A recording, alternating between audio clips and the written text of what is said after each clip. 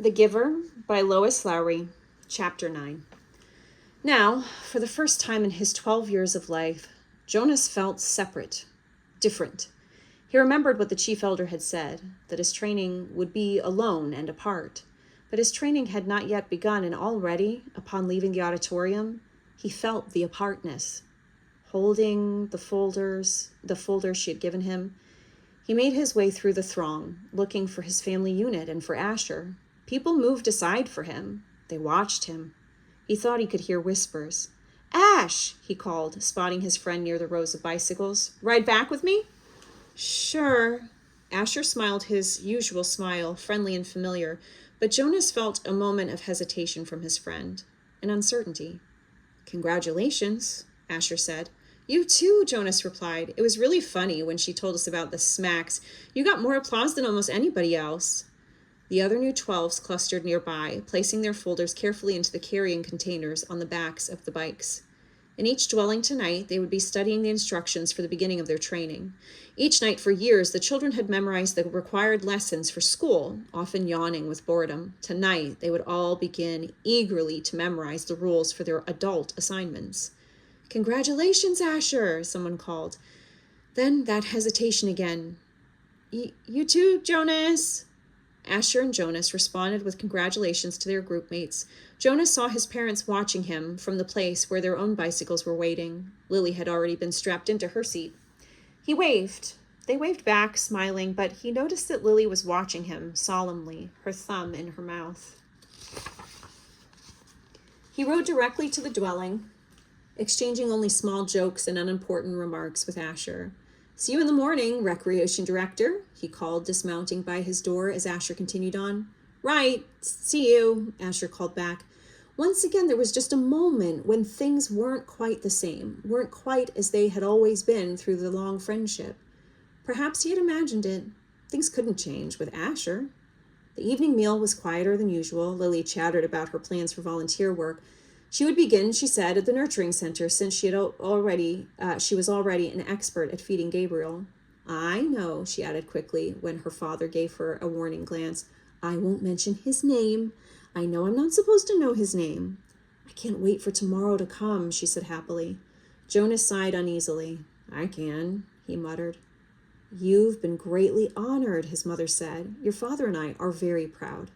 "It's the most important job in the community," father said. "But just the other night, you said the job of making assignments was the most important." Mother nodded. "This is different. It's not a job, really. I never expected." She paused. "There's only one receiver." But the chief elder said that they had made a selection before and that it failed. What was she talking about? Both of his parents hesitated. Finally, his father described the previous selection. "It was very much as it was today, Jonas, the same suspense. As 111 had been passed over when the assignments were given, then the announcement when they singled out the one." Jonas interrupted. "What was his name?" His mother replied.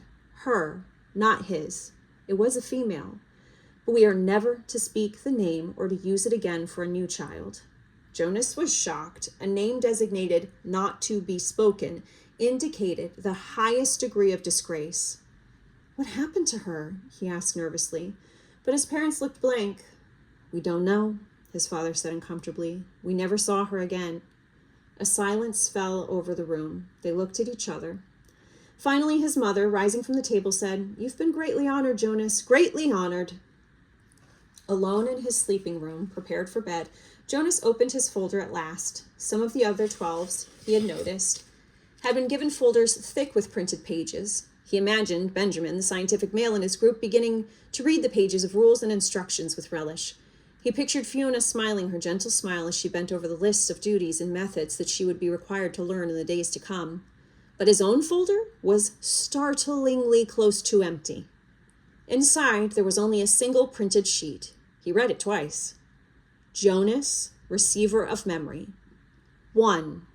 Go immediately at the end of school hours each day to the annex entrance behind the House of the Old and present yourself to the attendant. 2. Go immediately to your dwelling at the conclusion of training hours each day. 3. From this moment, you are exempted from rules governing rudeness. You may ask any question of any citizen, and you will receive answers. 4. Do not discuss your training with any other member of the community, including parents and elders. 5. From this moment, you are prohibited from dream telling. 6. Except for illness or injury unrelated to your training, do not apply for any medication. 7. You are not permitted to apply for release. 8. You may lie. Jonas was stunned.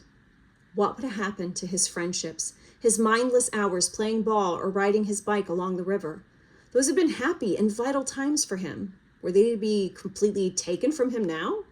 The simple logistic instructions, where to go and when, were expected. Every 12 had to be told, of course, where and how and when to report for training. But he was a little dismayed that his schedule left no time, apparently, for recreation. The exemption from rudeness startled him. Reading it again, however, he realized that it didn't compel him to be rude. It simply allowed him the option. He was quite certain he would never take advantage of it. He was so thoroughly accustomed to courtesy within the community that the thought of asking another citizen an intimate question, of calling someone's attention to an area of awkwardness, was unnerving. The prohibition of dream telling, he thought, would not be a real problem. He dreamed so rarely that the dream telling did not come easily to him anyway, and he was glad to be excused from it. He wondered briefly, though, how to deal with it at the morning meal. What if he did dream? Should he simply tell his family unit, as he did so often anyway, that he hadn't? That would be a lie. Still, the final rule said... Well, he wasn't quite ready to think about the final rule on the page. The restriction of medication unnerved him. Medication was always available to citizens, even to children, through their parents.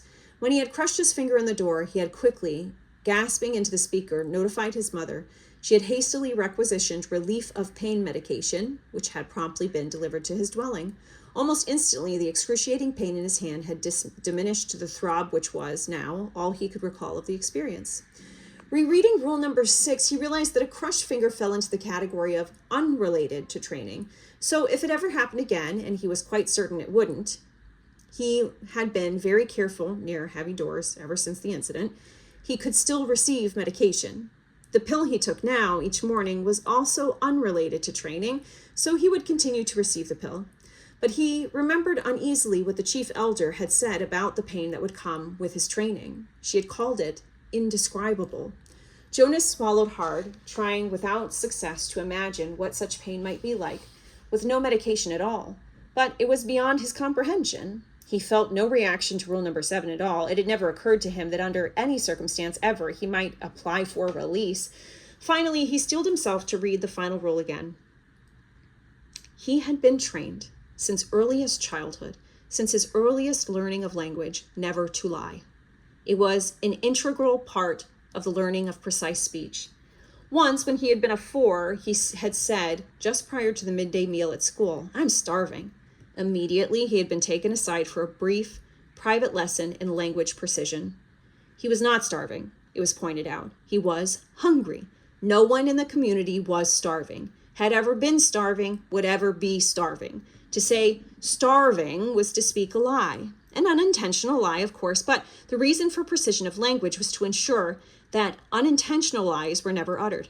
Did he understand that? They asked him, and he had. He had never, within his memory, been tempted to lie. Asher did not lie. Lily did not lie. His parents did not lie. No one did. Unless, now Jonas had a thought that he had never had before. This new thought was frightening. What if others, adults, had, upon becoming 12s, received in their instructions the same terrifying sentence? What if they had all been instructed, "You may lie"? His mind reeled. Now, empowered to ask questions of utmost rudeness and promised answers, he could, conceivably, though it was almost unimaginable, ask someone, some adult, his father perhaps, "Do you lie?" But he would have no way of knowing if the answer he received were true.